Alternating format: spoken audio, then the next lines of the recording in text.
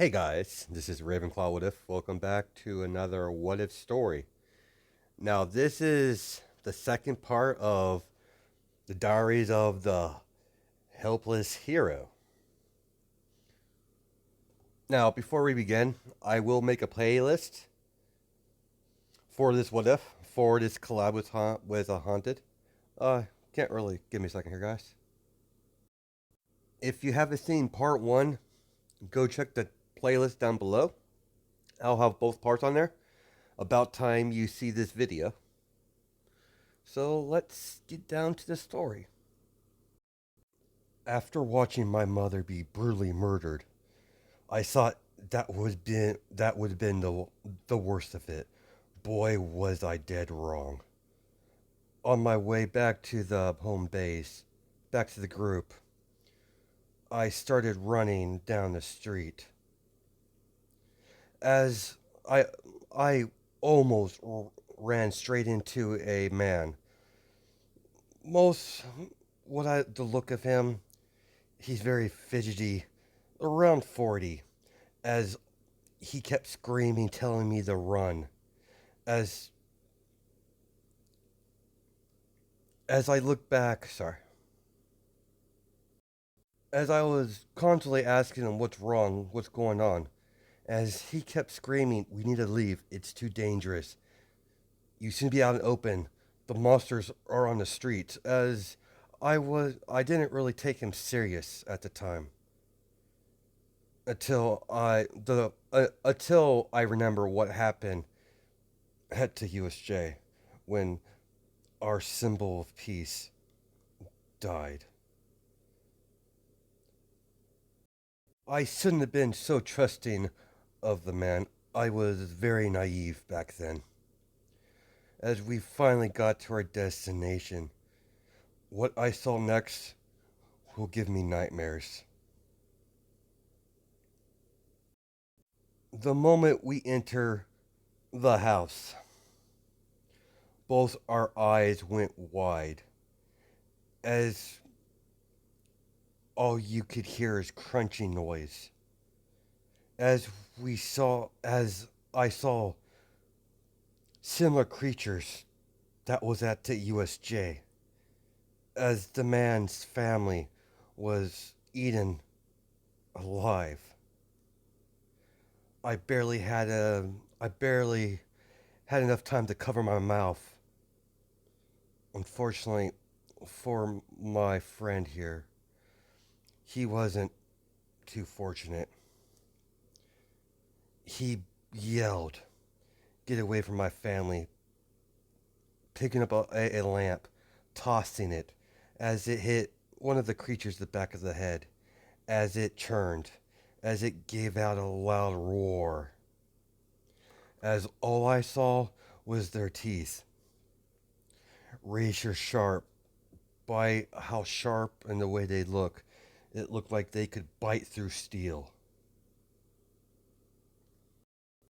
But what I did next shocked even me. Without thinking, I grabbed the knife that I found at the house and I stabbed the man in the back of the leg and I ran. I just ran. Don't know if it was just my instinct kicking in for survival or I'm truly that type of person. I just don't know. After my mom was butchered, I just don't know anymore. As I just ran out that door, slammed the door shut, as I ran back fast as I can, back to home base, where Ida and the rest are at. In hindsight, I probably should have kept the knife after I stabbed him in the leg. But I I panic. I just can't believe I did that.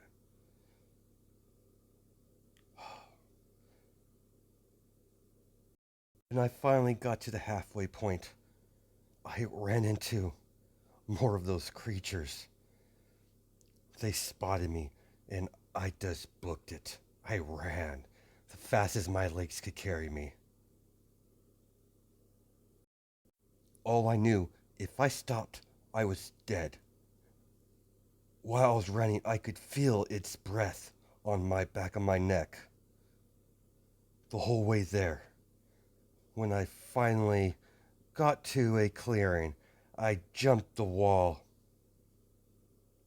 as I burst through a window. As I had no choice but to keep bursting through several different houses, trying to lose whatever been chasing me, as I hid underneath the bed on one of the houses that I broke into. I don't know if the creature just lost interest or I lost him, but I waited there for several hours until I gave enough courage to peek my head out into the bed as I stayed close to the ground, navigating all around the house. As I grab a, a backpack that I found in the closet, as I stocked up on some water and somewhat dry food that I can manage. After scavenging the kitchen, I threw it on my back as I gently opened the front door, as I gently closed it, as I used parked cars for cover in case I come across more of those monsters.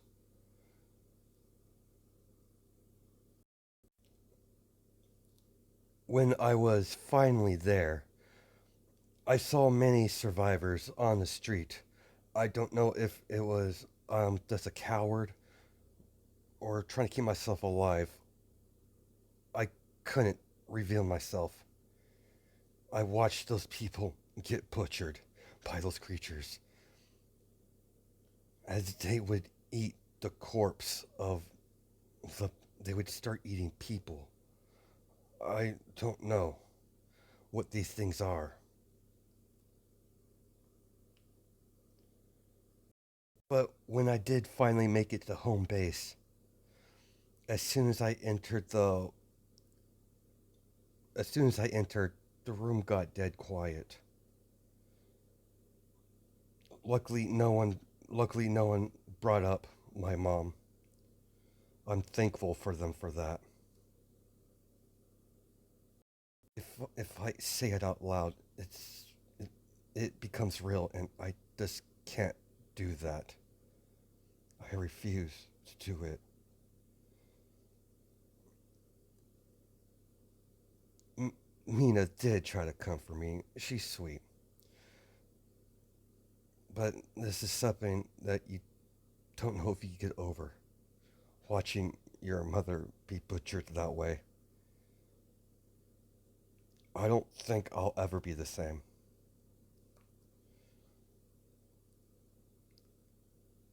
I did tell Ida about the bag and told him about what I saw. Oh, Bakugo didn't believe me. Ida did. We've had a. We started off bad in the beginning, but after the internships, after what he tried to do, after I saved him, he's become a good friend. We've been here.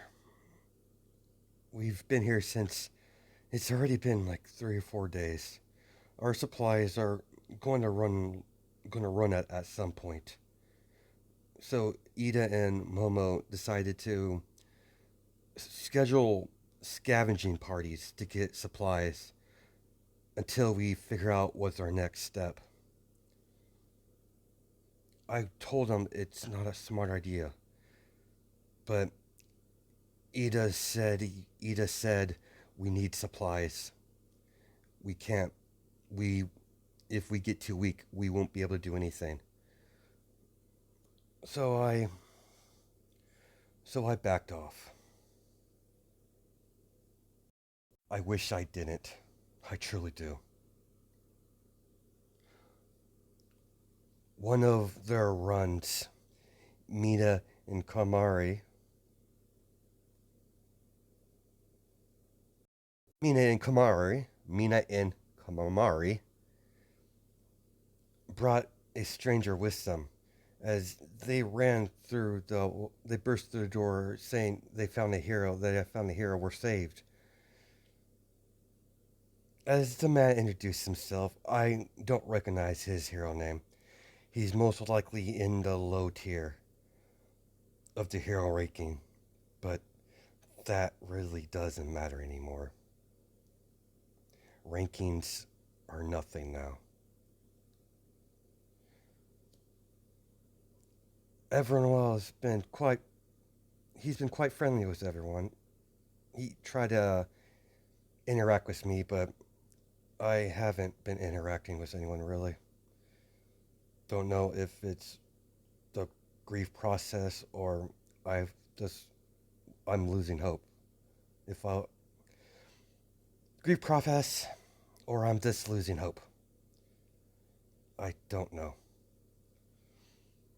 Every every time every time that hero talks to me, I get a weird feeling. Like something about him doesn't seem right. A few days passed as we did our normal routine. Send two people out to gather supplies. But those during those days, the hero would constantly look at his watch, just constantly, like he's waiting for something. Everyone just I don't know if they're just scared. No one took notice, never brought it up. Until one day, we heard yelling outside of our base as Ida looks over the window, seeing the whole base surrounded by villains. As Ida as Ida told us to run, as the hero kicked Ida straight in the face, as Ida went flying into a building, into the wall. As the hero starts laughing, as that's the moment I realize that he wasn't here to help us.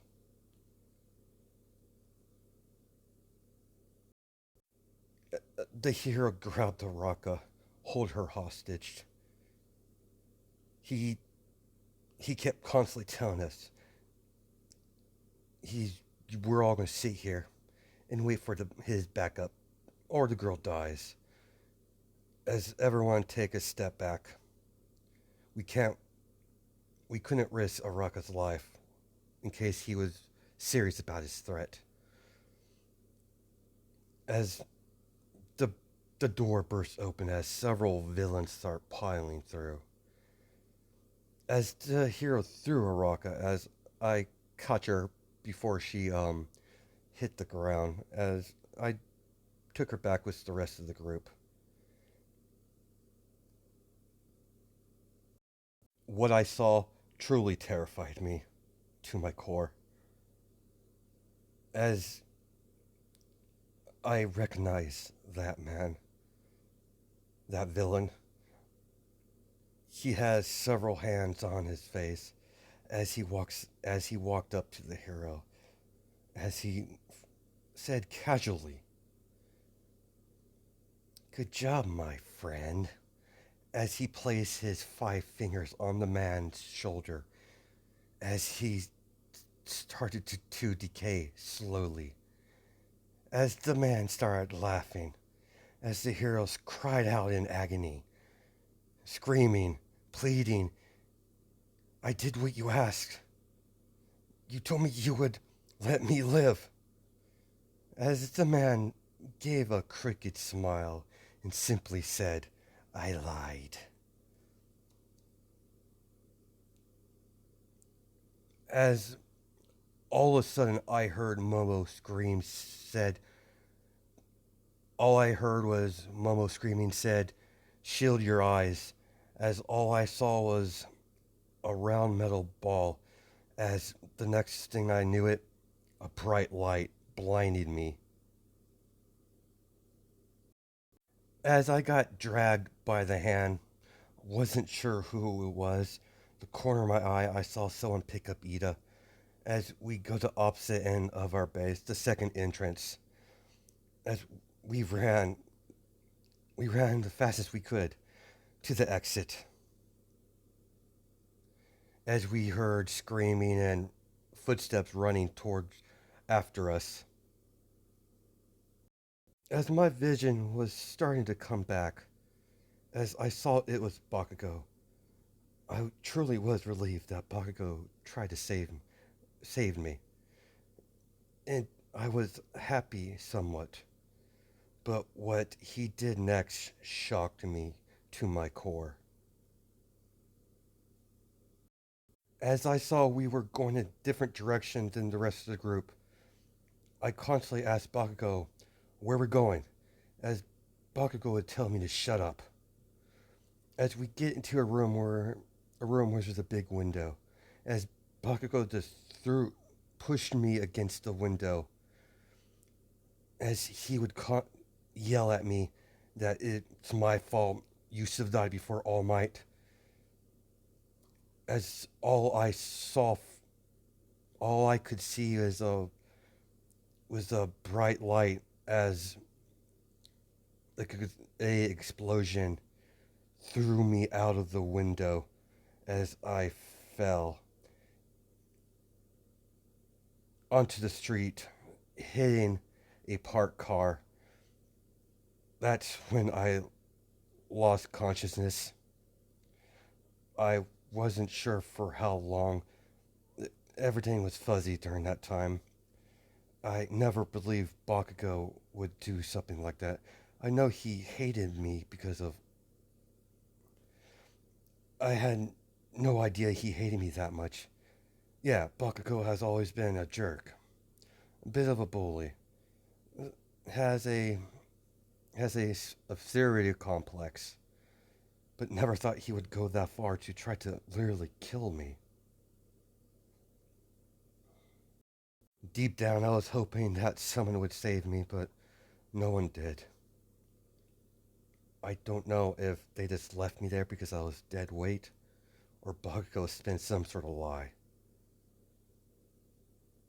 How Bakugo's acting right now, I don't know what he will do. I don't know why the villains didn't kill me while I was helpless on that crushed car. Either I didn't see me as a threat, or they simply didn't care. When I did finally gain consciousness, all I knew I was being dragged into the street as the pavement would scrape my skin, as I could feel that I'm bleeding on my cheek, as all I could see in the corner of my eye is one of those monsters dragging me to where I'm not sure. I did not move one bit. I just took the pain while he dragged me down the street. I was afraid if I moved, he might think I'm alive and finish the job. Some days I kind of wish he did. It would end my misery. But he never did. He dropped me on a pile of bodies. What used to be the civilian population. I don't know what it was, the purpose of the pile. Maybe they're just gathering meat to eat. Disgusting creatures. I have stuff of nightmares. I laid there with the dead. Almost seemed like hours. As when I finally saw a opening, I crawled, making sure that I was not seen. I crawled. It seemed like it lasted forever. Crawling over broken glass as I could feel the glass piercing my clothes and puncturing my skin. I had to tough through it. If I made any noise, I would have been dead. When I finally got to out of their view, I slowly walked for about 30 minutes, then I booked it. Fighting those creatures would have been suicide, and there was too many, and I'm alone. I did finally find a place to rest up. I would pace that house. It would it would seem like for days, pacing back and forth,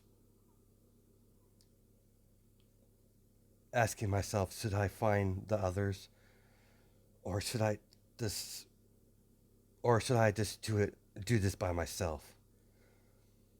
After the events with Bakugo, when people get desperate, they do desperate things. I don't know if I can trust people. I want to trust them. I really did. I really do. I just wasn't sure.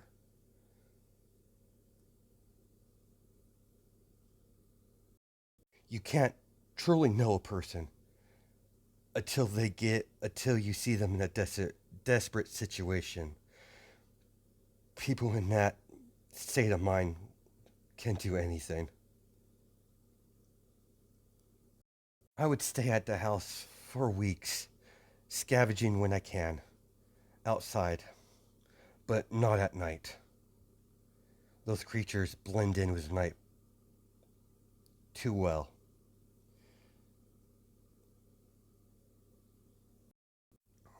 If All Might and my mom could see me now, they would call me a coward. I don't want to live in a world where there is no symbol of peace in it, only a symbol of darkness. Probably should stop it here right now. I'm too tired. I need to get some rest.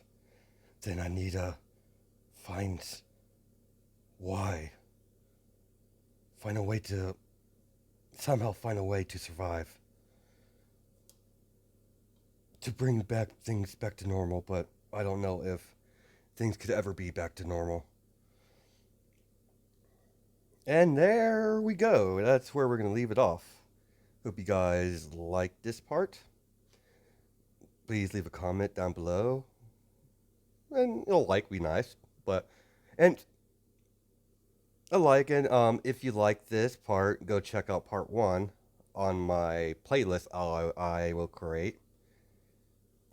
This was interesting. I've never done a what if in this style where I don't get into the characters very much. I just tell the story just straight up like this. This kind of like a journal. I wanted to continue with that if he was doing that way. So hopefully, I did okay because this was a first attempt on something like this. So catch you guys later.